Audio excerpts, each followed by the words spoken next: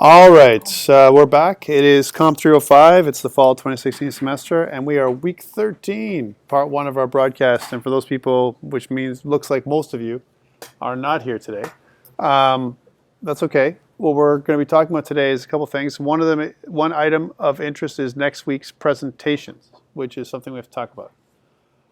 As mentioned a few weeks in a row, I'm going to talk about this again. If we look at the presentation details, so if I look at the presentation for the final presentation, let's take a look at this. This is up on eCentennial here. It tells you what you're required to do, right? So again, this is an add-on. It's the last, so it's next week. Now, again, your presentation is due, your screencast will be due the same day, all right? So when you do your screencast is due the same day that your presentation is due, which means this week sometime, please get your screencast done with your group. That's what I recommend. You were to sit down and do it. It should be about no longer than 10 minutes. Again, if you look at the presentation structure, that there will be a title page where you introduce. So say like, I'm Tom, this is Ali, he's my partner, and we are whatever, Superstar Group, whatever it's going to be called. This is our game. Our game is 3D Pac-Man, as an example, right? And then you talk about your second slide will be your overview slide of what you're talking about. Again, your planning slide. We talked about this before. So again, when you go through all these slides, the instruction slide, you talk to each slide. Don't read the slides. Please make your PowerPoint presentation interesting in terms of don't make it completely black or completely white and nothing else on it. Add some images. Make it look like it's a game presentation, not a business presentation. That would be better. And then demo your game for about 3 minutes, right? So you get a figure, like if these 4 slides about a minute each, then another 3 minutes for your game. That's like 7 minutes right there. So lessons learned slide, let's say 8 minutes, 9 minutes. Questions is 10 minutes, let's say. So about the whole thing should be no more than 10 minutes, okay? Again, from a submission perspective, remember that 10% is weighted for your screencast, which is the link to your screencast. And we're going to talk about how to do that in a second. And then your presentation document and your physical presentation in class is the other 10%, right? So this is representing your exam, which means everyone is required to be here on the final day unless there's some kind of catastrophe and you have a doctor's note or some other kind of note that excuses you from class. You and your partners must be here and stay. Right? So it's not something that you can take off or only do your presentation and see you later. It's your final exam. So I'm expecting that everyone is going to be here. People that aren't here, who aren't presenting, who don't have a note, are going to get 0 for the presentation part. Right? So for the people that are screencasting or presenting, please ensure that when you're presenting or screencasting that everyone participates in your group. So it's not just one person or the same people talking all the time. I want everyone to have a say. So there's enough slides here that you can dedicate, 1 or 2 slides to everybody, right? So one person can open, and some other person can close. You can talk to your overview slide. And by the way, these are the minimum amount of slides. You can certainly add additional slides here if you really feel like it. You want to talk more about your overview, more wireframes, more about your planning process. Again, you really want to target about 10 minutes for the entire thing, all right? So entire presentation, 10 minutes. And that means that's around the target. If I would accept the presentation as little as 7 minutes, but no more than 15. Okay, so please don't go over 15 minutes, and please don't go less than 7 minutes. Okay, that would be the bare minimum presentation. And when you do your screencast, don't just add in a bunch of ahs and oohs and hold on a second, let me wait 30 seconds so I can get my 30 seconds. It's got to really make sense, and don't make it half an hour. That would be insane too. So try and target 10 minutes with you and your team, all right? So again, this week what you should be doing with your team is you should be scheduling some time with them to get together and to do your screencast, which is a rehearsal for what you're going to be doing on the last day, which is Saturday, okay? So let's take a look at what that screencast means. I do them all the time, and you guys see me turning them on when you're in class, but let's do it together. So imagine I'm doing a screencast. Now, I cannot do a screencast within a screencast, because I'm kind of currently screencasting right now, right? But the idea is that you must have a YouTube channel, okay? So someone, if you're going to use YouTube, So again, I would go to YouTube, as an example. I need to create a channel, definitely not a cat channel, right? No cats or whatever this is.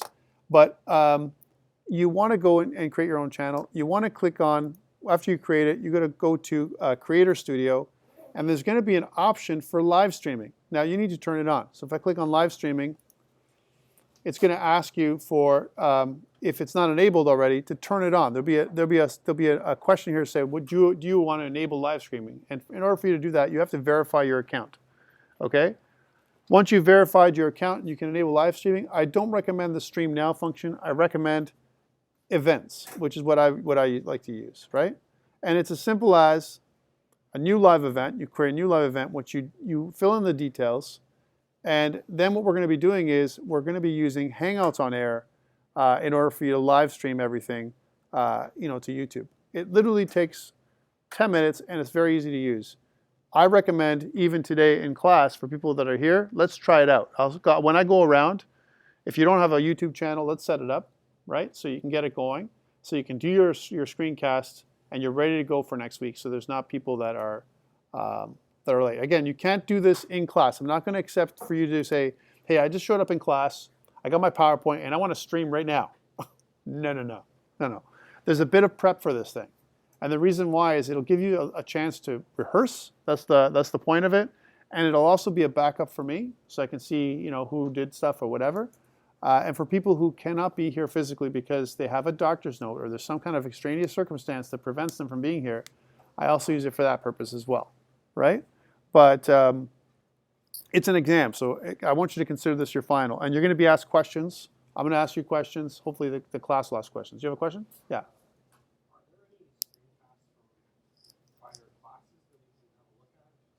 You know what? They're there, but I've been asked, no one really wanted me to show you, right? So I've asked, I always ask people, are you okay with showing other people your screencast? Some people are like, most people are like, no, right? Which is perfectly fine. I'm okay with that. But I want you to think of it like this. It's not that complex to do, all right? So I want you to do it like this. Get your PowerPoint presentation and go through your PowerPoint presentation. That's what I want you to go through. Like, I don't want you to ad-lib here. There's no ad-libbing, okay? I recommend in your PowerPoint presentation, there's a way when you create a PowerPoint that actually allows you to read, there's almost like a notes section. Create that notes section for yourself and write notes, print them out, put it on your phone or whatever, some other device. And when you're actually going through the presentation, read your notes. Or at least use that as a cue card, so that way you know what to say. Okay, there should be no guesswork here as what you're talking about. And if you've got nothing to say, you got to add some stuff to say. Okay, so don't just sit there and go, yeah, it's me, and here's my slide. Okay, next slide. That's not going to suffice. All right, make sure you kind of talk to stuff. Open up. Remember, and I want you to talk about it like this game is the best game you've ever made, and no one else has a better game than you. Okay. Like literally, this is like you got to be excited about what you're talking about. If you come up in front of everybody and go, yeah, I'm kind of here, and I really don't want to be here, and I know I'm not really a gaming student, and I'm just going to put this together, and I'm not really confident, and my game really sucks. Like those, don't do that. Right? Come up, make it, because it's going to make it crazy for people to watch that, right? Like if I'm going to watch that in the audience, I'd be crazy. I'd be like really angry, right? Also, what would be really catastrophic for you guys at this point is that you're not ready. Not being ready on Saturday is probably the worst thing you can do, right? It's worth 20% of your final grade. For you and your partners not to have time to do this kind of stuff throughout the week, I've given you no other work to do other than your final project, right? So, it's you having 10 minutes to get together to present this stuff. Be ready, be done, be complete, and when you come in, you're going to get your marks. Between this and the final project, it's like 50% of your final mark. And this is a culmination of everything that you've done, for up until up to date, right? So it really counts. And I'm really recommending that you be serious about this thing. And then when you come in, you kind of have a plan of what to say and what to do. Any questions around your final presentation? Remember that what you want to do is also stick around, right? So please don't come in for your presentation and then leave. Okay, that's not acceptable, right? When you're in for your presentation, you're participating in the class. That's part of the reason why you're here. right? Support your peers to let them do their presentation, right? And then you're going to support them with comments and questions. And at the end, we're going to clap for every presentation, even if it sucked, okay? We're going to clap. We're going to say thank you very much for coming up, because it takes energy. Yeah, I know. It takes energy for some people to come up and do this, right? It's not easy. You know, even though I do this kind of stuff all the time, it's, you know, things can break, things can go wrong, right? The other thing to note is this: the person who's demoing your game, make sure he's the best player at the game, okay? Please don't make it so the person who's demoing your game doesn't know how to play the game. That would be very bad, right? Like, I'm not playing my game, but I don't know how to play my game, and I keep dying in front of everybody, right? Or my game crashes. Test it, for God's sake. That's what the screencast is all about. Test your game, make sure things are working and all that kind of stuff. Do a run through so things are okay. So that's the second thing. So test it, make sure that it's okay, and that you know how to play. And I recommend giving some hotkeys, like press the 1 button, it goes to level 1. Press the 2 button, it goes to level 2. Press the 3 button, it goes to level 3. Make it so that it switches scenes really quickly so we can see your whole game, so you don't have to go through the entire level to get to the last part, to go to level 2, and then go to the whole level. We have no time for that. You have 3 minutes to do your whole demo, to show me your beginning screen, level 1, level 2, level 3, and your game over screen. Okay, that's what you need. Okay. Now, I've had some questions in the past. What if I can't finish my level 2 and level 3? That's like not doing your that's not like doing your project at all. Don't give me back, right, assignment 3 and say, look, I made assignment 3 even better, right?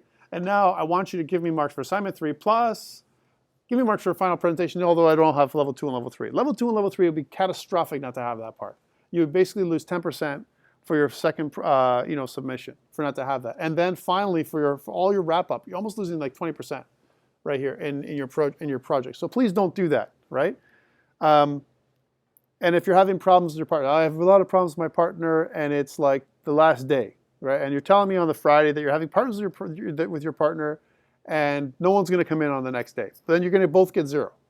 Not showing up on the last day, which is the final exam, which I'll put up a note up in Slack as well as up on eCentennial, is catastrophic for somebody, all right? Unless, like I said, there's extraneous circumstances that make you sick, there's a death in the family, something else that goes on. It's an exam, okay? Don't treat it like it's a frilly-nilly presentation that it's optional to be here. It is not an option, all right? So I recommend whoever's not here normally, you come in on that day or you're gonna get 0, all right? That's how it goes, for that part at least, okay? I have to say it this way because in the past, when I've done this kind of stuff, and believe me, it's always a struggle for me. Should I do a final exam? Or should I get them to do a final presentation, which makes more sense in this class, right? Which one should I do? And I struggle because I sit there and I say, if I get them to do a final presentation, that means their project has to be complete, right? That's the struggle. But if I get you to do a final exam, that means you have to be really good at 3D, right? Because that's what it's all about. Right? And that's also a struggle, right? So, because not everyone who's going to be an interactive gaming student is going to be great at programming. That's not, not everyone is a programmer that goes and works in a AAA studio or even an indie studio. Sometimes you're a designer, or a developer, or a production manager, or something else. And, so I recognize that, and that's why I give you a chance with this final presentation piece. Any questions here or live about the presentation? I'm just going to go to our channel for a second because I know that there are people who are not here today, right? So let's go to our general channel. If anyone wants to say anything, this is the place to say it. Hey Ali, I see your remarks are here in the general channel, so everyone sees your remarks now. So I said general channels for communications. That stuff is developer. But anyways, let's leave it as is. So if anyone has any questions, please, this is the time to do it. Go up into general and ask me for your presentation because I really want to take questions about this thing. Please don't ask me questions at the last minute, okay? So don't sit there and go, so it's Friday night, it's 11:59, and tomorrow you're presenting, and you know what? Nothing's done. That means you're getting 0. You haven't done your screencast, you can't get a hold of your partner, and you've been waiting for the last minute to do this, and now you're you're gonna cry. No, okay? I'm telling you now, this is how it's gonna be, yes? After your presentation, so can we add something in your game because our submission on Monday and our presentation will be on Saturday. Your submission for and sorry, I'm just getting before I answer your question, I'm getting a Question. The answer is yes, you can. Yes, you can. You can use Adobe Captivate or some other, of screen capture products, screen capture software. You can, and what you can do there is do a voiceover. So you can capture your screen, and then you can do a voiceover after. So, and then you can do a voiceover.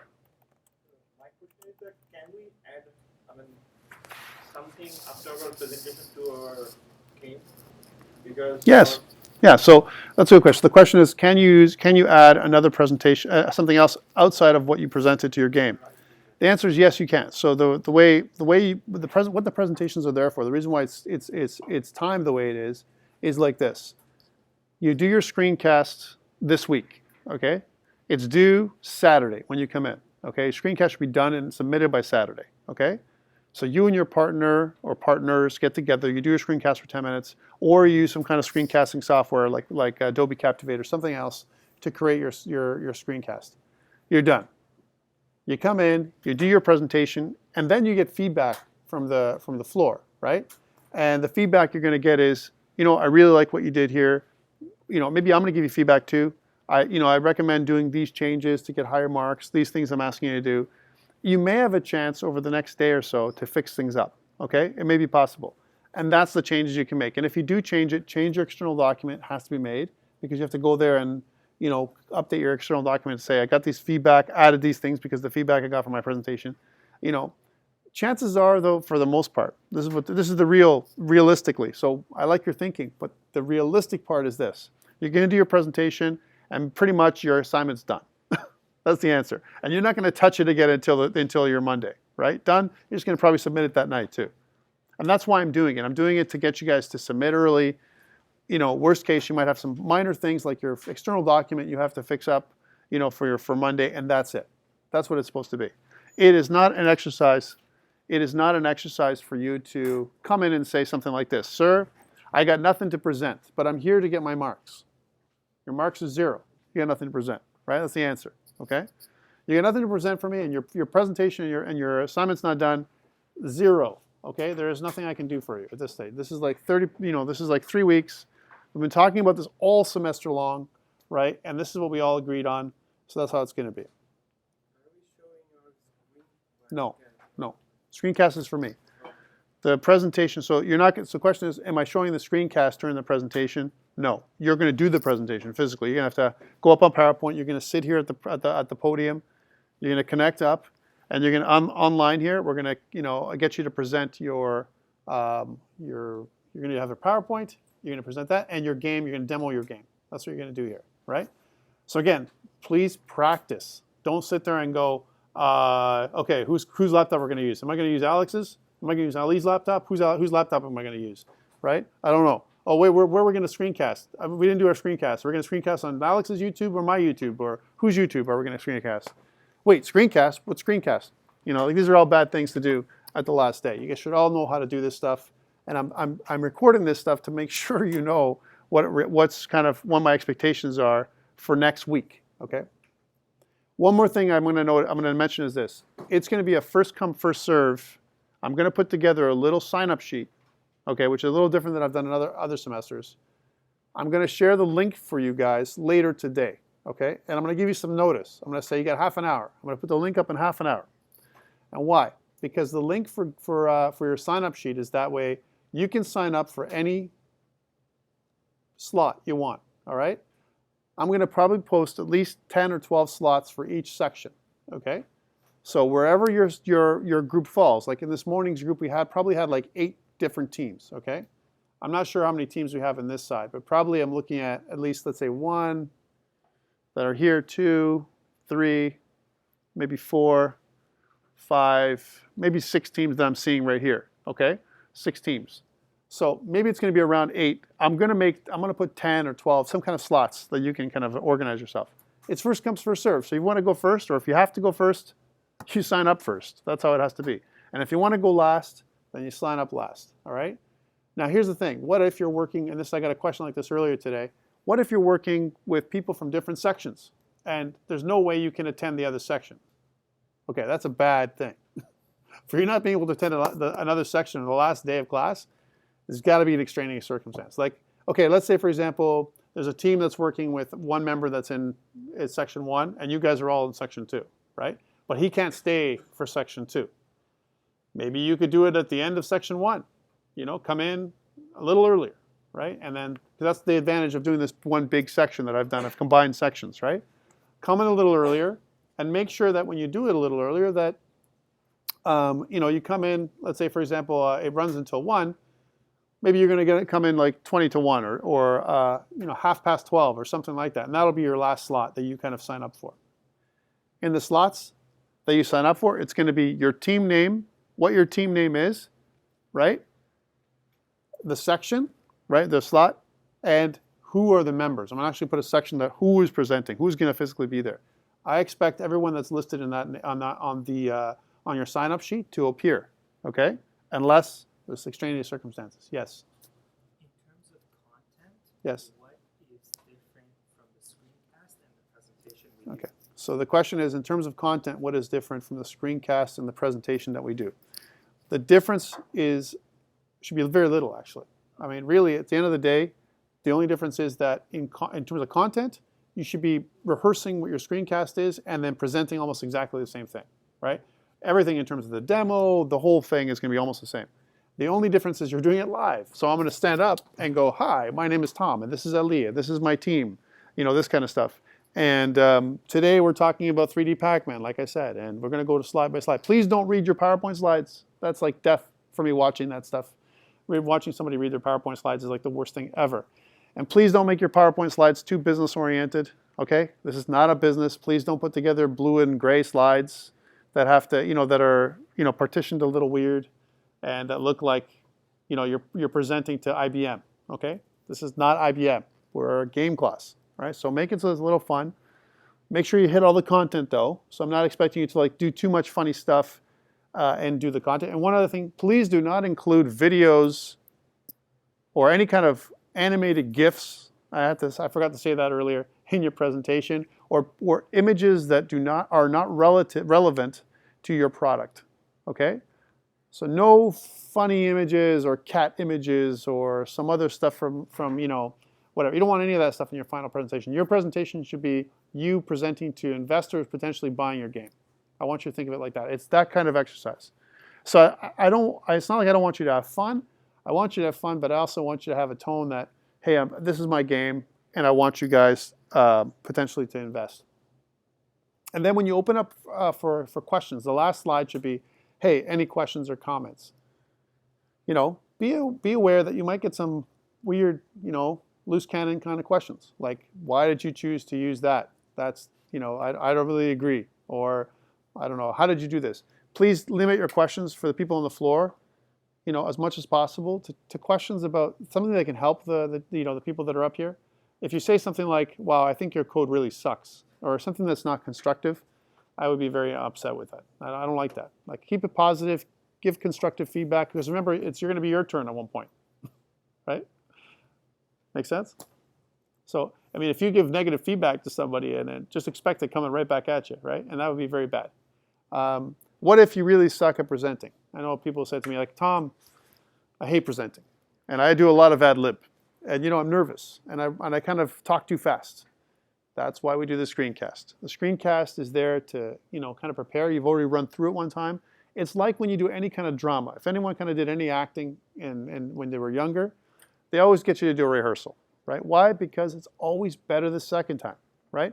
When you do it the first time, it usually sucks, even for me. When I do my first, that's why I always do my screencast in the second class, because I've already run through my first class, and I sucked the first time. Now I'm going to do a little better now, right? And by the way, when I have 3 in a row, sometimes I've done 3 sections in a row, right? My third one is the best one because I've practiced twice and I'm producing once, right? So that's why we do that. The other thing is, like I said, for people who are really nervous, make sure you know what you're talking about, okay? So, or maybe you're not great at speaking English or whatever. Some people have that issue too, right? That's fine. But if you practice what you're talking about and you practice it, you actually, you know, go through it a couple times, you'll be better at it. If you come up here for the first time and trying to talk to the class, that's bad. Keep your voice level high, okay? Please don't scream, but don't keep your voice level too low. If I talk really low into my chin down in here, no one's going to hear what I have to say, right? So project, talk to people. Remember, these are people that are in your class.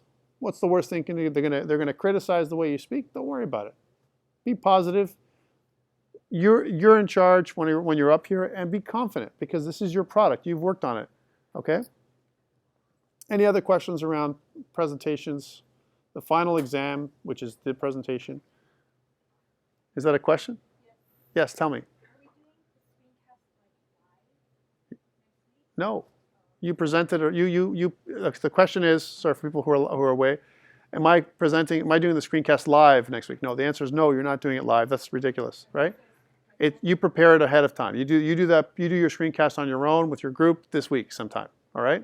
And then you have to hand it in. It's due as an extra little piece of assignment, which is only 10 minutes of your time.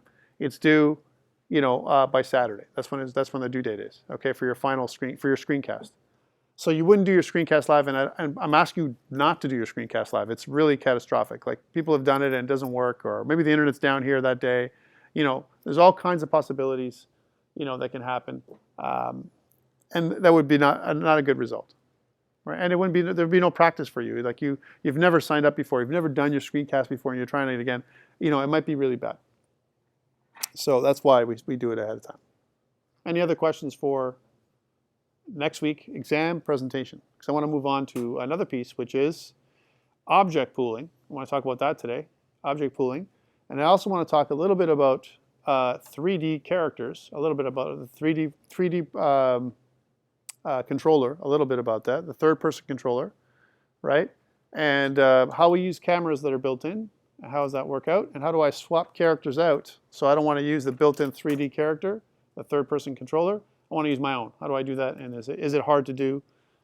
There's some things we have to talk about. Okay, so can I go on? Remember that the sign-up sheet will be available later today. I will make it available to you guys. And it'll probably be on a Google Drive somewhere. So you go up on Google Drive, you sign up, and then when you sign up for you'll see everyone else is signing up. Please don't delete anybody. I'll see the changes anyway, right? It'll show me the remarks. This group deleted this group. That would be catastrophic for you too. Don't do that, right? Be respectful of other people's time. So if they've signed up first, you missed a slot. I mean, I'm able to see everyone's, who's signing up or whatever, right? What about if you forget to sign up today? Or if you don't sign up and you didn't watch the presentation, I'm going to also do a broadcast on eCentennial. I'll probably do a little bit of a notification saying, hey, at 10:30 p.m. tonight, I'm going to release the thing, or tomorrow morning on Sunday or Monday or whenever it's going to be that I'm going to release it. I'm going to release the the sign-up sheet, only to make it fair, because I know some people like to work to be first, right? And to be fair, it's first come, first serve. Okay. You can also work it out amongst yourselves, right? If you know people and you want to go first or last, talk to people, right? So have them be strategic, is what I'm saying. Okay, let's get this stuff done.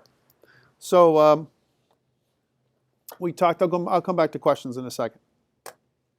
So I want to talk about object pooling and what that is. So I'm going to kind of kick off Unity here for object pooling. Remember, we're not going to talk a full lecture today because I want to sit down with you guys and see what the state of your presentation is today. If you've started your presentation, you should probably have already started the work paperwork.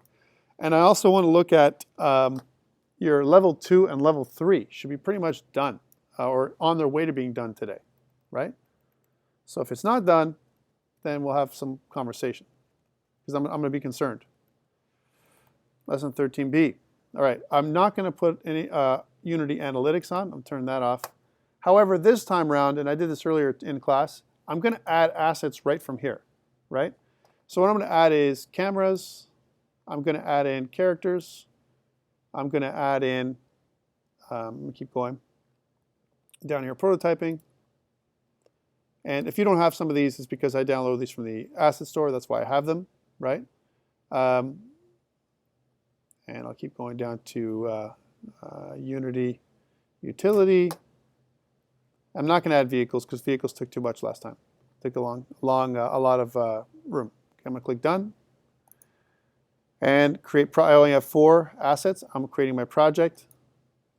And a great thing to do this is it adds all the assets and the packages ahead of time, right? So that way you don't have to import them afterwards. And it can kind of adds all the assets into the standard assets folder, and where I'm going to move all that to call them imported assets. That's my style of doing things.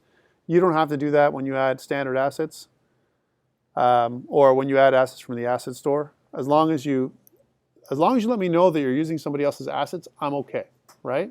Again, no scripting allowed. But if you add anything else, it's okay to use. All right, so I've got my standard assets. I'm going to rename this folder to imported assets with an underscore, right? It's going to ask me to re-import stuff. Yay. And I'm going to create my folders that I normally create. So I'm going to give a folder that's going to be the prefabs folder. We're going to add in a materials folder. I'm going to add in a sounds folder, right? So sounds, materials, prefabs. Oh yeah, maybe a scripts folder. I need that. And I'm also going to create scenes, right? So those are all the folders I need. So just things we've done lots of times before. Nothing different there. Save. I'm going to save my scene in my scenes folder and call it main. There we go. Save that scene. Okay, cool. So I've got my project. For this one, I don't need a main camera because my main camera is going to be my first-person controller. So I'm going to delete this. No main camera.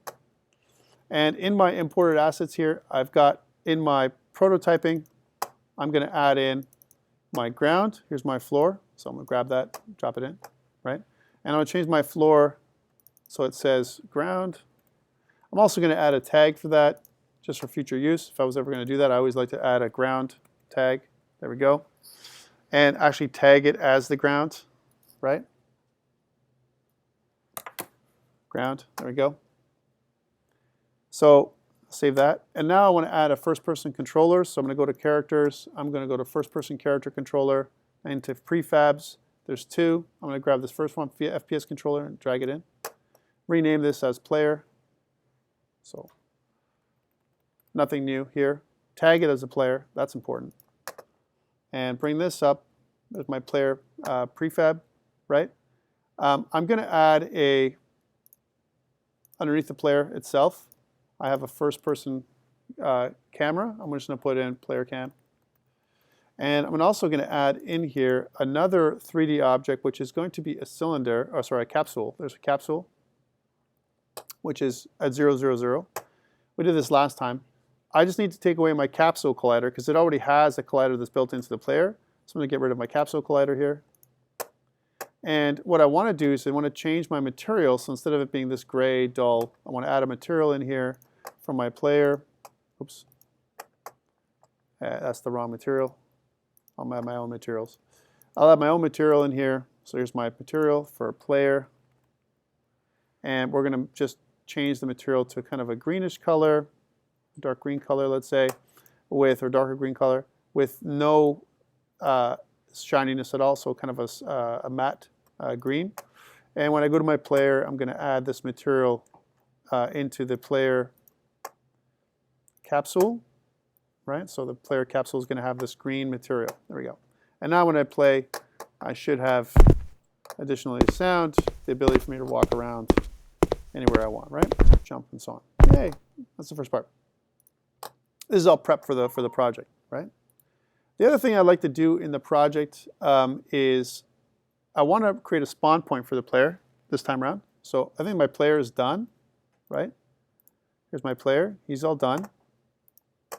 And what I want to do is I want to save this player as a prefab. So here's my prefabs folder. I'm just going to drag and drop my player into the prefabs folder. There we are. He's done. And I want to delete the player now. There's my player deleted. I'm also going to add in a empty game controller object, game controller. So empty object. And inside my empty object, I'm going to call it game controller, as that's the type. And I'm also going to add in a spawn point, right, where my player spawns, spawn point. Okay.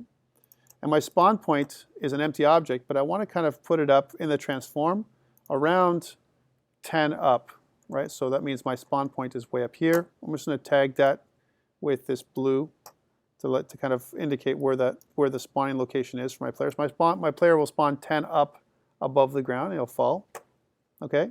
Now, how do I make that happen? I need a script, right? So I go to scripts, and I'm gonna make a new C# script. By the way, this is all review for people who are watching. That's why I'm going so fast. Game controller. Here's my game controller script. And in my game controller script, what I want to do is a couple things. I want to have some public variables, so public instance variables. That's what they are, really. And my public instance variable is going to be one for my spawn point, so it's going to be a game object. But I only care about the transform property, the position. So I'm going to say public transform. We're going to call it spawn point. And I also want a reference to my player object. So public game object, the whole game object player, right, which is the player object that I'm going to spawn, right? So what I want to do here is I want to get references to these. So I want to get my game controller script and tie it into my game controller. So I'm just going to drag and drop. And I want to get a reference to my spawn point and a reference to my player prefab, and put that in. Save. Okay, so I got those things. Now what I want to do is, in my script, I want to, on the start, when things start, I want to spawn the player at the spawn point. So I'm going to do something like this. I'm going to say instantiate. This is where it comes. What am I instantiating? This.player, right? And I want to move the player to the spawn point. So I'm going to say this.player.transform .position is equal to the spawn point. So this dot spawn point dot position, right? So whatever the position of the spawn point is where the player is going to be. Okay, so when I play the game, now if I press play, the player will appear at the spawn point and drop down. Right, so there he is. Okay, nice and easy. Same as before. Okay. Spawn point. So no player is not in the game at the beginning. It's just I'm adding in I've got a spawn point for the player, and the player just spawns. Game controller can be anywhere. I've just put it off. It's invisible. It's just an empty game object. That's that's in the game, right? Okay. Now, next asset. I need a coin. I'm not going to use the coin that I created in Blender. I'm going to make a coin here in Unity, and the way we're going to do that is we're going to say a new 3D object. It's going to be a cylinder. I'll be okay. Cylinder. And let's go focus in there. You can see the cylinder is like this. I want to change my cylinder so that it is much flatter than this. So I'm just going to take that part, make it like this big, move this up and around so you can see the cylinder a little bit more carefully. There it is, cylinder. And what I want to do is, of course, rotate it across the x-axis 90 degrees. There's my coin. And I want to attach a new material to it, which is going to be this yellow material. We're just going to call it the coin material. We're going to change this to this goldy color, you know, kind of something like that. Yeah, okay. Yeah, a little bright. And we're going to make it super metallic, so it's going to be more metallic and shiny and smooth, right? So kind of a shiny object. And I'm also going to add some emission properties to it, so it kind of glows a little bit like that. And what I want to do is I'm going to take the cylinder, which I'm going to rename to coin.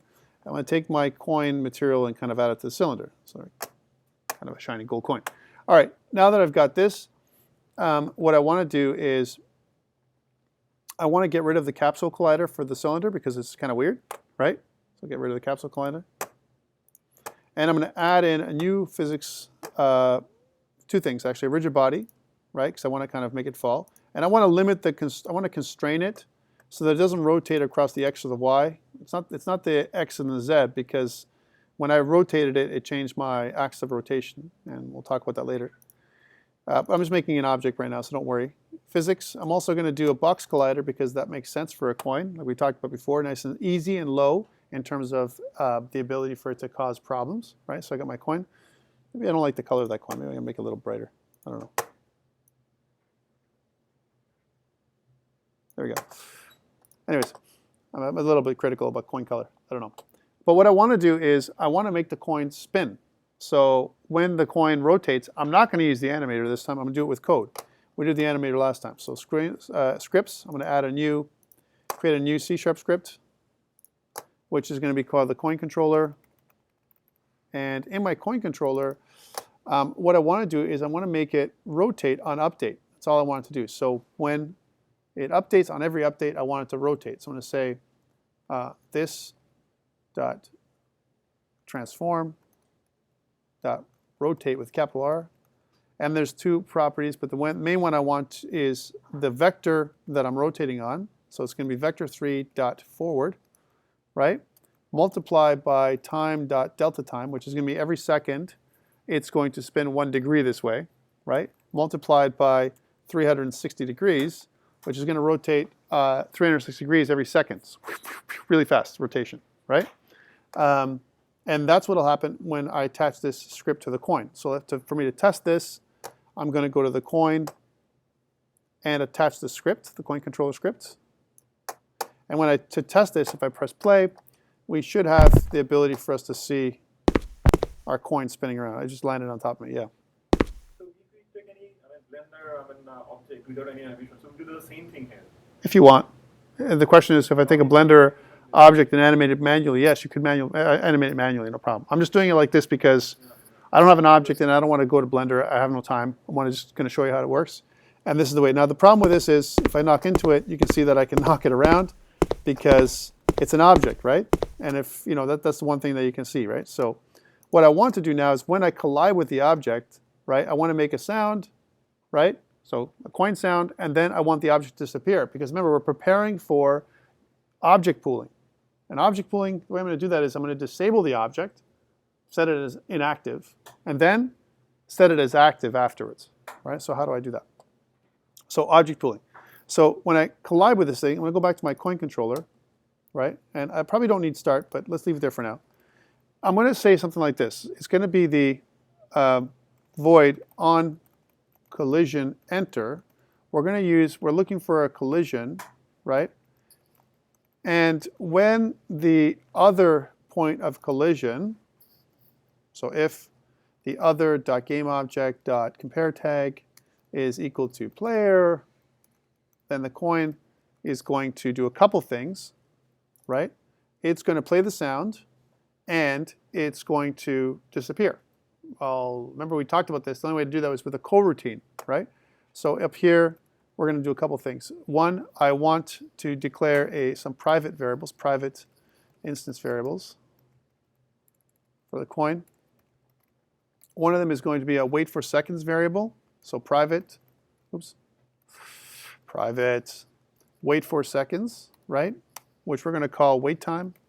I'll call it underscore wait time, which is equal to a new wait for seconds variable with a wait time of 0.15. Notice that I know the value because I've tested this a couple times.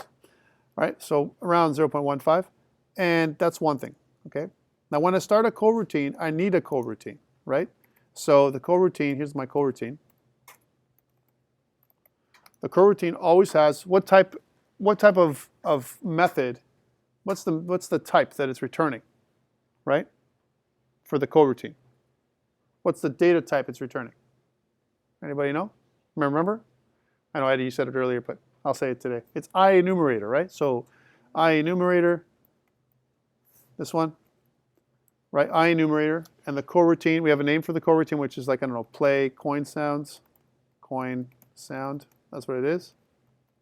And then delete itself, right? Or kind of check itself as disabled, right?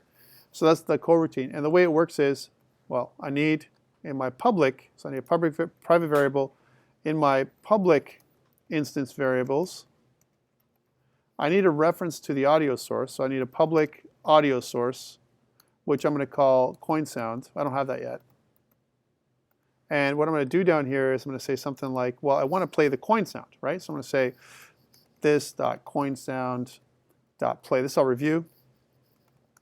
And what I want to use is the yield return this.wait time. So what this is going to do is wait 1.5 or 150 milliseconds and then destroy itself, which is, instead of destroying, it's going to say this.gameObject.setActive is false. Right? So that's going to set it to disable the object. So disable game object. Okay, so the coin will disable itself when I hit it. That's what's going to happen, right? And I want that to happen when I collide with the player, right? The coin collides with the player, or player collides with the coin, right? And of course, to call the start, to invoke the start to the coroutine, I got to use start coroutine, and then invoke the coroutine by using either this dot play coin sound, right? I'm invoking coroutine, right? That's what I'm going to do here, right? Or I can always, instead of doing this, I can always put the name of the coroutine in quotations, so coin sound like this, and that's perfectly fine as well, right? So either one of those two syntax works fine, right? Either syntax. Okay.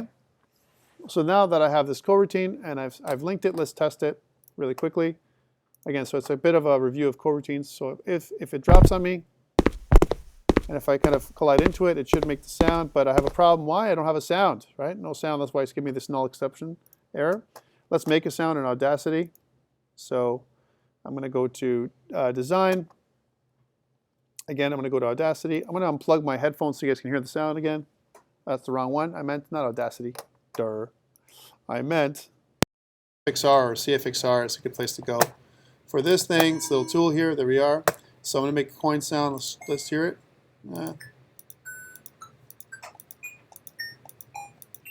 Yeah, there we go. I like that one. And, you know, maybe we'll sustain it a little longer. So try and play it again. There we go. That's pretty cool. And I want to be able to do that over and over again. I'm going to export that as a sound into my desktop. Unity projects, lesson 13b, assets in my sounds folder, right? So in my sounds folder, I'm going to call this the coin sound. There we go, save, and I can close this off. And inside my sounds folder now I have my coin sound, which I can test. And I want to attach this coin sound to the coin object, right? So here it is, coin object. If I do it properly, I'm doing the wrong thing, I'll be okay. Here it is. And I want to move this up. I want to probably move this up to before the script and just drag and drop. Now, we should be able to do something like, oh, that's bad. What happened there? It played on awake, playing awake, right? Playing awake happens right here, so let's take that off. Sorry. Try that again. And you can see that, you know, I've got my script, and if I run over it, then I should go away, right? Nice and easy.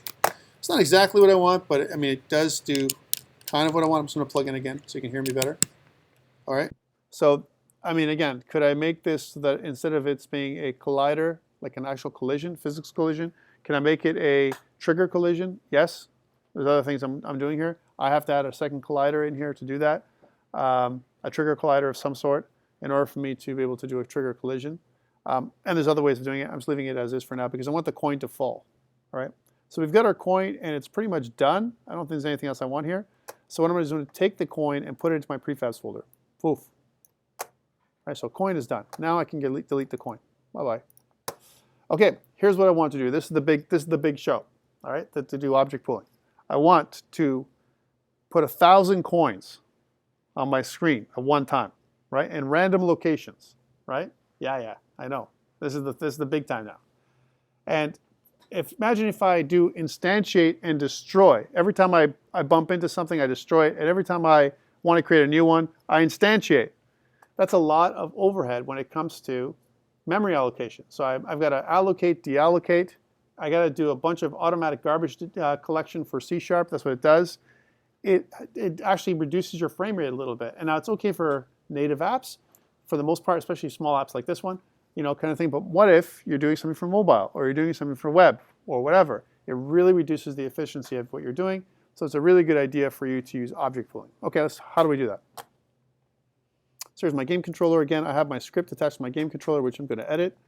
And what I want here is not just the spawn point and the player, but also the coin. So I want to have reference to the coin object. So here's my coin. I don't know what that is yet, or I have to make a reference to it. So the coin object I want for sure. And what I also want to do is, here's my private instance variables. Now, in order for you to use this, a list, I want to create a list. I need this using systems collections generic, which is kind of, nowadays, it's kind of included inside your default script from Unity, right? So for me, I want to do a new list, so I'm going to make it a private list. It's going to be a list of type. When I use angle brackets like this, I specify the type of list, which is going to be called game object, right? And I'm going to call this list coin pool, the coin pool list, right? So a pool of coins, right? And I'm not going to instantiate here. I'm going to do it in the start. In the start method, after I spawn the player, I'm going to spawn or create my pool, my empty container.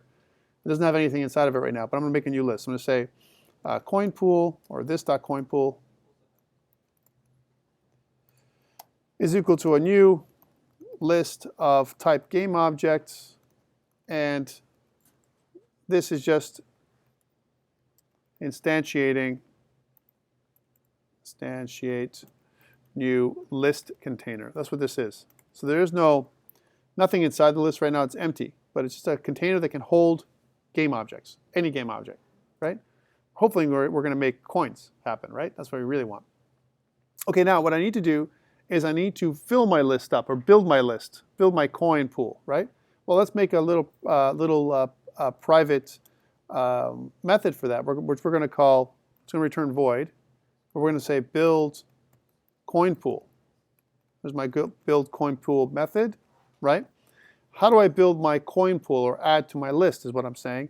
Well, it's like this. I need to do a for loop, and I want to do coin count, right? What? Oh. You like that? And in my coin count, what I want to say, it's got to be less than max coins. I don't have max coins. I'll say this dot max coins. So that's another thing I need. I need a max coins variable. All right, and let's do that over here. So max coins. So it's going to be a public instance variable of type int called max coins. Thanks a lot. Which we're going to establish at 20 for now as a default, just to test with. Right? So 20 coins. So if my coin count, int coin, maybe we'll call it instead of, yeah, coin count is fine, is equal to a 0, it's going to loop through for 20 times.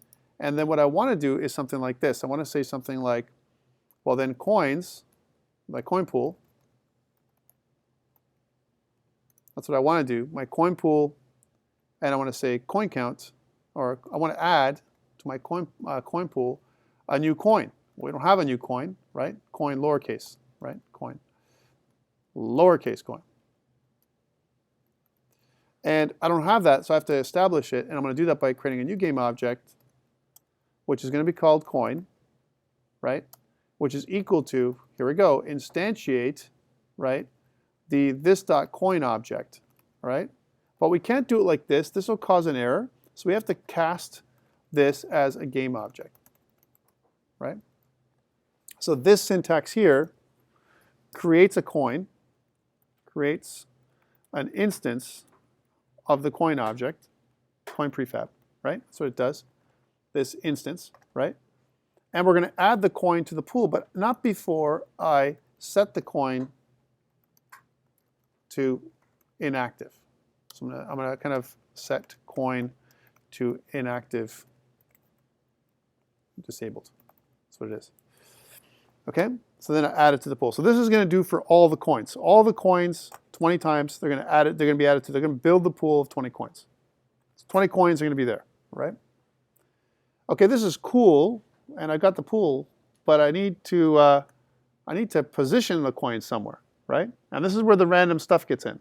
So every frame, what I want to do is, if there's a coin that's not being used, like for example, I've already stepped on it and it's gone back to the pool. If it's inactive, I want you to set it as active and put it into the game again in a random location. Okay, how do I do that? So instead of using a for loop, I can use, first of all, I want to call another function called, place. I'm going to call a function called place coin. This dot, I don't have it yet. Place coins, right? And I need to make another function for that, or another method. So private void the place coins method. What does it do? Well, instead of doing a for loop, now that I have stuff in my list, I can do a for each, right? So for each, I can say for every coin, see how I picked it up? For every coin in the coin pool this time, I can say something like this. If my coin, right? Sorry. If I was just, my error is it was killing me. If the coin, right? If the coin is not active in the hierarchy, right? That means it's not actively in the scene. So if coin is not in the scene, that's what it is. That means that's inactive, right? And if it's inactive, I want to put it back, right? So I want to say something like this. I want to say, well, then the coin, I want to set active, right, to true, if it's not in the scene. And then I want to position it. So coin.transform.position, right, is equal to a new vector3 object with a random.range for its x-axis from minus 20f, let's say, to 20f. And then for the y-axis, I'm going to position it up the coin about 20 meters, right? And then a random.range that's minus 20 to 20, right? Where the coin is going to be positioned. That's it. So that's what's going to do. So it's going to search through the coin pool, find a coin that's not in the hierarchy, and then set it as active and position it at a random location and drop it back into the scene. That's what it's going to do. Okay, now I want to call this every frame. Why? When I step on a coin with my character, I want to check again. I want to check to see if that coin can come back into the scene again. So it's going to be continuous coins dropping forever and ever. All right? So that way I always have continuous random coins everywhere. All right? Let's see how this works. All right? So let's see if it works. Do I have any errors? Okay. Yes, I do. Because I have a coin. I need to get that coin object in there. And for now, what I need to do is I need to run this thing with 20 coins. Let's see how this works. So bam, 20 coins gets generated maybe. And I got nothing. How come I got nothing? I love when this happens. I got my character, right? But nothing happened, right? So here's my game controller, supposed to spawn 20 coins, right? And it's not spawning anything. And I'm not getting any errors. That's another great thing. It's fantastic when I don't get this, right? So let's go through the code to make sure that things are okay. So first thing I do is instantiate the player. Good, this worked. Here's my coin pool. I instantiate a new list of coins, right? To make this really apparent, we can do something like this. We can make this list public for a second. So when I do this now, and I spawn, right? And another thing to do is make it maximize on play. Take it off for testing for a second, right? So when I play again, you can see that I only got a player clone. Here's my player clone. But somehow my coins did not get built. They did not get instantiate into the scene. That's where the error is, right? So somewhere my coin, in my code in here, oh yeah, of course it wouldn't, because we never called build coin pool, right? So here my start is where we're going to do this. We're going to say this dot build coin pool, right? Which is going to call the build coin pool function. And now when we do this, you'll see that we're going to get a hell of a lot of coins. There they are, right? And there's all the coins. Now we don't have to see them, so let me just take that off. And I'll make this back. I just want to do that for troubleshooting. And I'll put this back as private, because otherwise you'll see all the coins in the list, like over here. Guess there's my scene. So when I play now, I can see that my coins are randomly dropping everywhere. And if I kind of run into them, you can see that coin's going to fall randomly again, over and over again. So that was my test. My test is, can I make these random coins appear? All right. And now I'm going to maximize on play, just to make sure that it's not showing a camera, because the camera is going to come in with a player. But instead of 20, let's make it 1,000, right? Let's see what craziness is. That's to show you the object pooling piece, right? So if I press play, then we get like 1,000 coins, right? And they're all together at the same time. That sounds lovely. Here, I'll make you sound it for yourself. Right? So, there we go. So, and you see that the coins are still falling down. Some on top of each other. Right, there we go. They keep falling forever and ever and ever and ever. And I can, if I speed up, right? I can even jump and do stuff. I go nuts, right?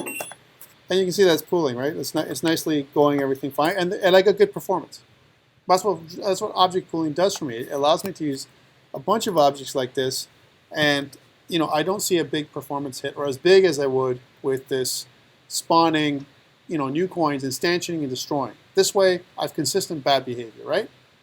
Because I've already instantiated the 1,000 coins, my game is going to have a consistent, hopefully, frame rate, right? So that it's consistently bad, right? As opposed to these peaks and valleys, right? When things get created and destroyed, I'll have these peaks and valleys, right? I don't want that. I want a consistently bad game, right? Or good game. I'm saying bad because it'll be, of course, it's going to be reduced, right? Okay, let's try it now, and I'm going to plug in so you guys don't hear it. But let me plug in, and let's try a higher value, like 4,000. No, 4,000 coins. All right. Now this is where we're pressing the system. My system's pretty rocking, but 4,000 coins. It's going to be pretty slow.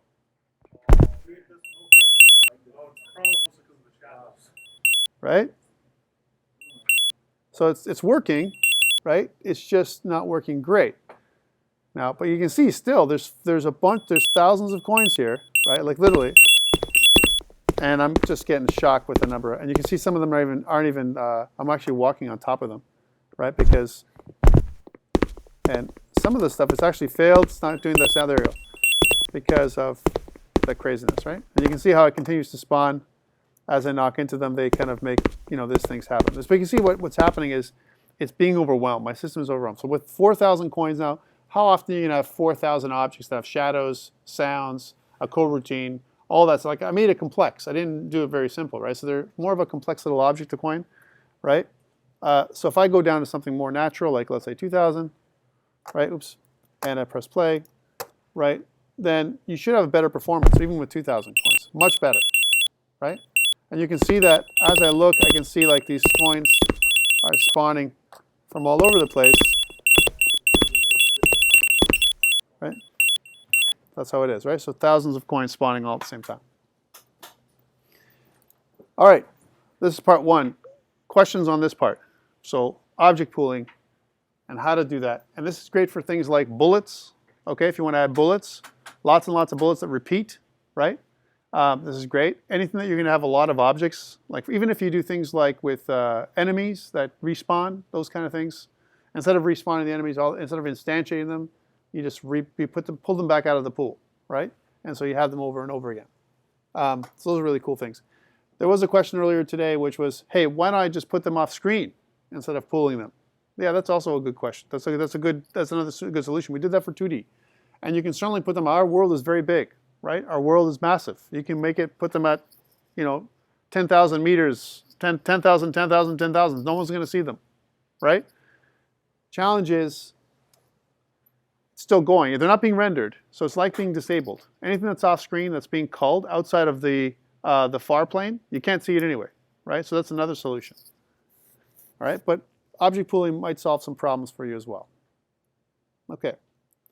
Let's go into, first of all, let's go back to here and any questions around this stuff? Now's the time. I'm looking at Slack here. Do you have a question?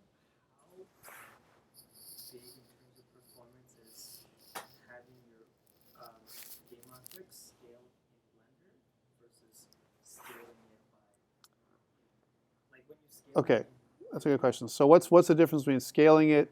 You're talking about by code? No, like when you import the asset and then you scale it. Oh, like scale it in code or scale it here physically like in Unity? Once it's created, there's no hit, right? It's when you do things with, first of all, Blender, the great thing about Blender is you have more control. I have no control. My coin was like a cylinder that I flattened. That's all I did, right? I didn't add a texture to it. I didn't do anything to it. I mean, I could do it all in Unity if I wanted to, but really Unity, the pipeline isn't designed for that. The pipeline should be some kind of, mesh creation tool, modification tool like Maya, Blender, 3D Studio Max, one of those that goes into Unity and then you use the tool. That's how it should be. For prototypes like this, it's okay, right? But for anything more complex, I don't recommend. And there are plugins that you can get for Unity to give you that functionality in Unity. Again, I don't recommend those plugins. I recommend learning the real tools. There's more control. outside of Unity than you do inside. From a programmatic perspective, if I do any kind of scaling or anything like that programmatically, that's bad. Like the more of those things I do, there's more of a performance hit that way because I've got to scale the thing in real time. That's more of a performance hit than anything else. I was thinking more along the lines of, say, if I put in an asset, Yeah. it's by 20 by 20. Yeah. But then once it's in Unity, No. I then scale it. Is that? No, it's not going to be a performance hit as long as you save it as a prefab, right? So then that prefab's already pre-scaled. You're good, right? Any other questions around object pools, right? Really cool. Again, I recommend using them for some situations. Let's make a new scene, right? So I'm going to make a new scene, and we're going to call this scene 2, and we're just going to go to it. My scene is empty. I'm going to get rid of my main camera, right? Why? Because now I'm going to talk about third-person controller for the first time. So again, I'm going to put in a few things in here. I'm going to go into my imported assets. I'm going to go to my prototyping, which is a good thing to do. Go to prefabs, grab that floor again, put it back inside. Call this prefab the ground, right? There it is. And then what I want to do is put in a third-person controller. A third-person controller is actually kind of neat. We haven't really talked about it all semester because it's more complex to use. So there's two types. There's the AI third-person controller and the other third-person controller, which is just Ethan. And if I look at Ethan, he's right here. Hello, right? Third-person controller, right? Now this is all built in. You notice that he has a capsule collider that's built into him. And in the third-person controller, I'm going to call this, of course, player. So I'm going to kind of do one of these. Here's my player for my first-person controller. He has a couple of things. He has a body, some glasses that are separate, and also his skeleton, which is more or less his rig that allows you to rig and deform the character. Okay, that's what it is. Okay, so this player, let's tag him as the player here. In this particular thing, it's important to do that. I don't have a camera yet. I'm going to add one in. Actually, if I put that camera, the main camera back in, just by default, just to show you that first, I should probably do that. Here's my main camera, and let's put it at -10 again. That's what normally it is, and 0, right? So this is normally the settings of the camera. So you see the character is way over there, and maybe you make him a little closer and put him up here. Yay, there's the camera. All right, so he's Ethan. Here's the player, and here's the camera. And if I press play, I can do this. Hello. I can run over here, and I can run over here, and I can go forward, and I can come back, and I can jump, and I can crouch, and I can do a bunch of stuff. It's all built in to the standard assets. Now, there's issues. A couple of things. In my new scene, my lighting is all buggered, right? So let's just change this to non-directional and build my lighting, right? So that it's a little brighter than what it was. Let's try that again. And again, if I go back, forward, you can see that it's got all the animations built in. I can turn around, right? You can do all kinds of lovely things. But this isn't really useful for a first-person character. I mean, or a third-person character, right? I want the third-person character to be kind of running with me, right? So that's kind of the one thing I want. So what can I do? Well, I want a different camera is what I want. And there are some built-in cameras inside the standard assets, right? So if I go to prefabs, there are 4 of them. There's a CCTV camera, which is like a surveillance camera that kind of rotates back and forth. That's what it does. There is the handheld camera that kind of is like a handy cam that you would kind of, you know, you're walking around and it's kind of walking behind him. There is the multi-purpose camera rig that is, you know, you can use for different things. You can reprogram. And there's the free look camera, which is the one I want to use. Let's show you the multi-purpose camera one. So here's multi-purpose camera. One of the things you want to do with any of these rigs by default is inside the player, notice that it has a target, right?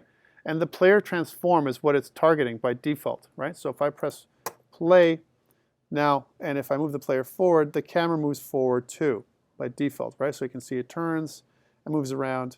But it's all done with keyboard. I have free use of my mouse to do whatever else I want to do. All right, there we go. This is one possibility, right? Now there's some issues. If I kind of go toward myself, this is using the S key. Notice that it keeps spinning. That's a problem. I don't like that, right? It's not meant for this. This is a different kind. You have to pre-program this camera a little bit and do some code modification to make this work properly, right? That's one. So let's get rid of this. The other one that you can use that I recommend is the free look camera, which is kind of neat.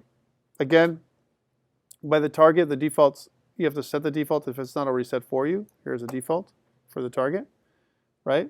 And also it has this protect camera from wall. This is interesting because one of the problems we have with third-person controllers is that when they go too close to the wall and your camera is between, if there's a wall between the camera and the player can't see the player anymore. That's a bad thing, right? Let's try this out. So kind of put it back in. Here's the guy. Now look, take a look. I have free reign with my mouse, moving my mouse around. And now when I move the player, I can actually move him wherever the mouse moves, he turns. I don't have to use the other keys for that, right? So he kind of turns around like this. He can jump, right? And I can come closer to him. I can change the controls to move closer. If I use my other keys, he still kind of goes there and the camera will follow, right? It's got a smooth following arc for this. This is kind of cool. So it's kind of a neat little camera. And when he comes straight forward at you, I mean, he'll come there until you can't see him anymore. That's just better, okay? I'd rather him walk backwards, but there's no camera that'll make a character walk backwards. That's an issue. And you'd have to reprogram that for yourself, right? So if you're going to use the standard asset, the walking backwards, you'd have to make your own character controller for it to walk backwards and step side to side, like almost like a strafe. You know, when you walk side to side, it doesn't do that, right? It'll just walk side to side like this, right? Yeah. So that's not what you want. No, typically what you want is a strafe where you kind of move side to side, depending on what you're using though, right? Now this kind of character controller, you can see that wherever I turn, he walks, and this is kind of more playable, okay? Other things that you can do with the character controller on the right, you can see that you have things like the minimum distance, right? So a move speed that he has for the character, as well as the closest distance for the camera. I can kind of zoom that in to 0.1, right? And when I play now, it may not be as far as before. You can see that that's a little closer, right? And again, you could also, and again, minimum, for me, the closest distance is really important, 0.05 if you really want to get really close, right? But you want to control it all by code here as opposed to, you know, the other stuff. Now you see how he runs away and the camera follows? Like he kind of pulls away. It's almost like a little spring. This way and the camera follows. This way you can see the character, right? All right, so those are really cool things. I like that. But the character's really boring. I mean, Ethan is cool and everything else, but I want my own character, right? So what do I do? Well, the great thing is, if you look at the player, it has the player itself. This is the game object that surrounds the player. The Ethan body, Ethan glasses, and Ethan skeleton. If I just replace these with something else, and as long as, this is where the proviso goes, and you have to test this out, guys and girls, right? As long as what I'm getting back has an avatar and is a model, not a prefab, I found very good success at replacing my character. And I have an example of that. So I'm just going to delete this. No character, but so nothing, no body now, just the player by itself. Okay, now I need a body. So I'm going to go into my assets. I'm going to go to the asset store. So here's my asset store. And you can get this for free as well. There's a couple of free assets that I'm using. You're currently offline. How's that possible? I'm broadcasting. Ha ha! I love it. No broadcasting. So, well, it happens sometimes, right? That's what happens in this room, right? And why am I offline? Did you unplug me? That's okay. That's why I'm recording at the same time, right? Yeah, that's really weird. That kind of sucks, right? So that's an interruption on my camera, and I did all that work too. So that means I have to upload later for sure for this one. Oh, is it coming out? I'm just going to unplug and replug. Hopefully get that. Hopefully we'll understand how this is in a second. I'm going to go back to here. I don't know why that did that. Like why I'm actually plugged in directly. That's usually unusual for me to not have a connection directly. Yeah, of course it's going to work now.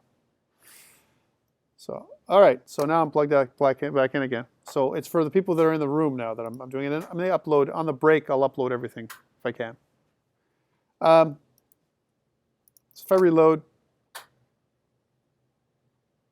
I don't know when I cut out. Somewhere I cut out. It was working fine earlier, but it says I'm still offline. Oh yeah, but Yeah, but the thing is, you can tell because if I go to some kind of site like Google, right? Oh, that's online. Yeah, there is a, that's funny. It's a closed tab. Let's reopen that tab. So window, that's funny. And if I go to asset store, I don't know. Maybe. It does. All right, so in the asset store, I've already downloaded one. There's two that I'm going to download, I'm going to use. One is called the, scroll down here. So for the, I'm going to make an enemy, right? And just to be preemptive here, I've got this stealth character is what it's called, 1.1. You can download that for free. I'm going to download this one. I'm going to click import. Now one thing I don't need is his standard assets, so I don't need those, so just click import. And I'm also going to import this other package. Stealth is pretty big.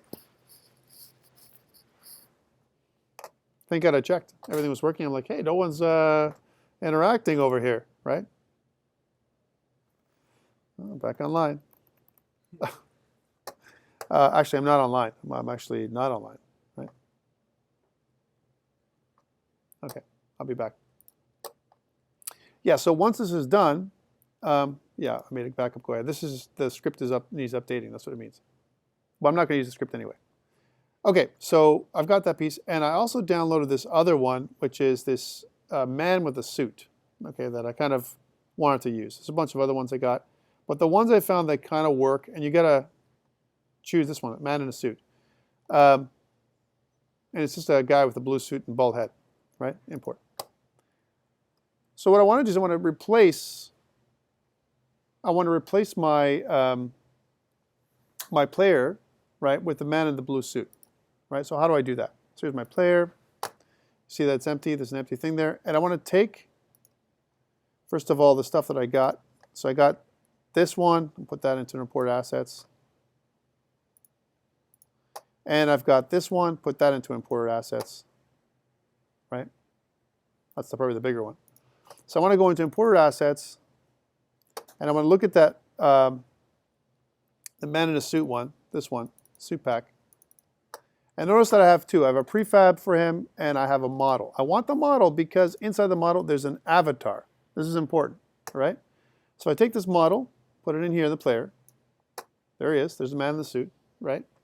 But what I want to do is notice that the player is looking at the Ethan avatar. I want to choose the man avatar, right? The blue suit avatar. This is important because now, if I did everything correctly, I should be able to do something like this, right? So now it's using the same animations, right? The same animations exactly, except I'm using the man for my model and not Ethan, right? Which is kind of cool. Right, so that's kind of where I went with that one. Let me rebuild my lighting. Sometimes what we need to do is when we add another model, rebuilding lighting is important. Okay, so that's one. Now, the great thing is that you can add in other objects. Like, for example, if I want to add in some prototyping, so I go to prototyping, and I want to go to prefabs, and I want to add things like some kind of pillar, and maybe I'll add a few pillars. So just duplicate that. So a couple pillars, right? Just to add in some places to, run around. And so some pillars and maybe some other things like, for example, a ramp. So we got a ramp up here with some other things like some kind of block. There we go, block of the ramp. And maybe other things like some steps over here. Steps in the pillar, right? And there's a wall, right? Wall prototype. All right, so you can see that. Let me put the wall over here. So you can see I got some obstacles now or whatever. And what I want to do is I want to create an enemy for the man, right? To run around and avoid. Well, again, remember we talked about this. My characters has in a third-person controller, in the prefabs, I have this AI third-person controller. I can just drag and drop them in. Hey, there's Ethan again, right? All right, cool. And if I really want to, I can change its color so it's red and all that kind of stuff. One thing I need to do for Ethan, though, this AI, which we will call an enemy. So here's our enemy, right? Here's the enemy. One thing I need to do is it uses a nav mesh agent, and the nav mesh agent needs to point to, right? Here's our enemy. It needs to point to up the something like a target for me to run around to, right? So I'm going to, of course, use the player as the target. So I'm going to say, here's my player, have that as a target. So now my AI is running after my player. Let's make it so it's not too fast. So my acceleration, so you know, some of these, there's a lot of little options here. So my radius is how large my nav mesh is, right? My height, obviously this is got to be a little lower. This is actually a height of my capsule for my nav mesh. My speed is one thing. My acceleration being 10, make it 1, right? Stopping distance is how close he'll get to me. We can make it so it's 0.5, so he's not so close to me. All that stuff like we talked about last time. And he needs a nav mesh, right? So nav mesh agent doesn't work without a nav mesh, which means I'm going to click on the ground, go to navigation, and bake a mesh, which is walkable. So bake. Now you know it's walkable, right? One thing I noticed before is that some places like this one got included, which I don't want him to walk on the ramp. Only I can walk on the ramp. So click on that. And what I can do is I can clear. Oh, undo. No. Let's add that in again. Static bake. I meant I can make it so it's not walkable, this part here. Not this part, right? So make it so it's not walkable, right? And bake that one. There we go. So that area is not walkable.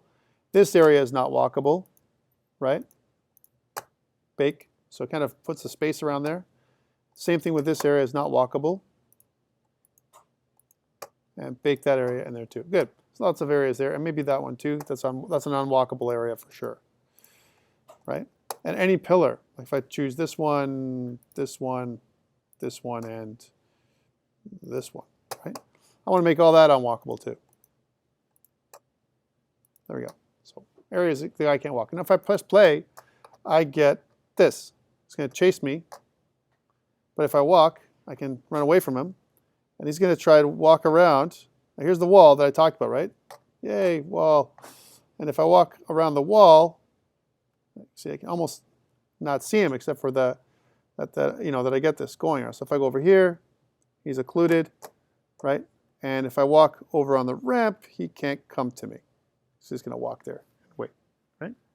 Nice and easy. So these are the things I can do. And he's going to keep doing that over and over. But I'm sliding down. You can see I'm sliding down the ramp, right? So he's going to walk to the closest point. Now imagine if the guy's firing at you too, right? I'm saying these are extra complexities. So I've got these things, but I really don't like Ethan. Ethan is really boring, right? So I want to use the other guy that I downloaded from my enemy, right? So there's Ethan. Well, he's not boring, but he's just not the one I want, right? So let's get rid of him. So we'll get rid of his body. So delete. Yes. There's Ethan gone. I have my enemy now. I have my nav mesh agent. All that kind of stuff is ready to go, but I don't have anything inside of there. What am I going to do? Well, I'm going to go to my imported assets and go to the other one, which is many worlds, and go into my stealth character. I want to look at the mesh, which is the model. Take my stealth character and pump it into my enemy. There he is, much cooler model, right? There's the guy, right? Okay, so it's kind of a cooler model.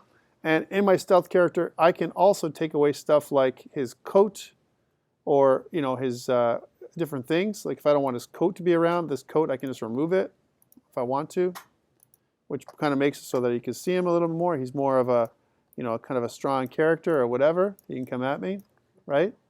It's kind of a, this guy. I can also take away his head covering and all that stuff too. But that's the guy. Now, I need to do the same thing I did last time, which is in my stealth character, I have this stealth character avatar. So I'm going to go to my enemy where I have Ethan and replace that with my stealth character avatar. And then if I press play, I should have this. He's more scary than Ethan, right? He's going to come after me, and he's pretty fast. Even if I turn, right, he's going to try and get me. And this, it's pretty good performance if you think about it, right? He's going to run at me and stuff until I get to my safe haven, which is up here. Whoa. we go. So there he is. Well, the great thing is you can have more than one of these, right? You can have as many of these. Once you make this, now I've got to adjust his capsule collider. So if in the enemy now, you can see that the height is incorrect now. You're going to make it a little higher, right? So it's kind of captured. And then the capsule collider is wrong, right? So here's my capsule collider. I'm going to change the capsule collider so that the height is a little bit more to kind of encapsulate this guy. He needs to be kind of in there, right? So it's got to be like this big. Let's make it 2 meters exactly, because that's how big they made him, right? So that's important to do. And the other thing to do, the same thing with my main character. It's important to test these things out. So if I go to my player, right? So here's my player. And if I look at his capsule collider, it's not exactly right anymore. You can see that I got to modify these things just to make it a little bit nicer. I made him a prefab, or I don't have made a prefab yet, so I can modify the capsule collider so that the height is again roughly, let's say 196 or 2 meters is probably fine with this chrome dome, right? All right, cool. So we've got our player and we got our enemy, but I want to make lots of enemies. So the thing to do is make a prefab, right? So here's my prefabs, and let's drag the enemy in there. And now we can drag as many enemies as I want. So I'll just duplicate it a bunch of times. Duplicate, duplicate. So a bunch of enemies. And I can go there and separate them. So we'll put one enemy over there, and another enemy over there, and maybe we're going to get killed here, right? Because the enemies are just crazy tough, way tougher than me, right? Or they look tougher. And now if I play, they're all going to come after me at the same time, of course, and it's going to be a cluster, right? I can't get away from them. Get away! Get away! They're all running after me, and they all have the same style about them. Come on, get up there! Oh, I'm trapped. Oh, I broke out of there. All right, they all ran after me. But you can see how this can turn into like the beginnings of something that's different, like a different kind of game, if you want to. Oh, you can't get up there. Oh, I don't know what's happening. Oh no. Oh, he's just not able to. Oh, I've run through here. I tricked them. They can't run through. Oh boy. Oh boy. I can hide in the middle. Yeah, that's the only thing I can hide. It's the only place that's completely unwalkable from each of them. Okay, come on. It's hard to do it because they're all after me. There you go. He's hiding. He's safe. Now you see how the camera switches around when I'm inside the wall. It actually changes the position of the camera so that the camera is not occluding the character, right? Or the character is not occluded from the camera itself, right? The camera actually zooms in, and that's what happens with the free look camera. It's built in, guys. Very nice little piece of scripting there for what they've done. And you've got these guys who are really shaking with anger. They're just shaking. They want me. They're rage. Yeah, they're all kinds of rage. Yeah. And that's it for third-person controller, right? So pretty straightforward. Now, the only problem with this third-person controller, again, there's some issues. I'm going to put it out there, some issues with third-person controller. But I wanted to really show you the enemy nav mesh agent because of a couple things. One, if you're using a 3D game, you don't have to make it so that the characters float at you, right? And that's one of the problems I have with 3D games. They just kind of float, right? And they look really ugly. You know, if you want a character to have full animation, there's some stuff you can download. It looks pretty rockin'. You know, it's not exactly for, you'd have to make, in real life, you'd have to make your own mesh and your own character, your own skinning and your own rig and all that kind of stuff. Here, it's okay. We're just prototyping for a basic game. And then you can see that we can make almost like a little platformer if we really want to, a 3D platformer with the guys running after us. You can also activate the nav mesh agent when he sees you, right? So you can use ray casting for that. So does the enemy see you? Yes, he does. Okay, fine. And here's the great thing. You can combine all these elements together, right? Like I can put the coin in place and the game controller and have the coins spawn random places and me running around to get the coins before these guys chase me, or maybe they're going to pick up the coins too. I don't know, right? A little game that you can kind of make that's not that difficult to make.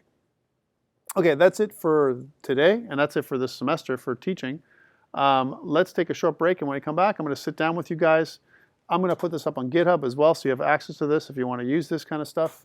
Also, if you want to check out a WebGL build, you'll see that it actually works pretty good in WebGL.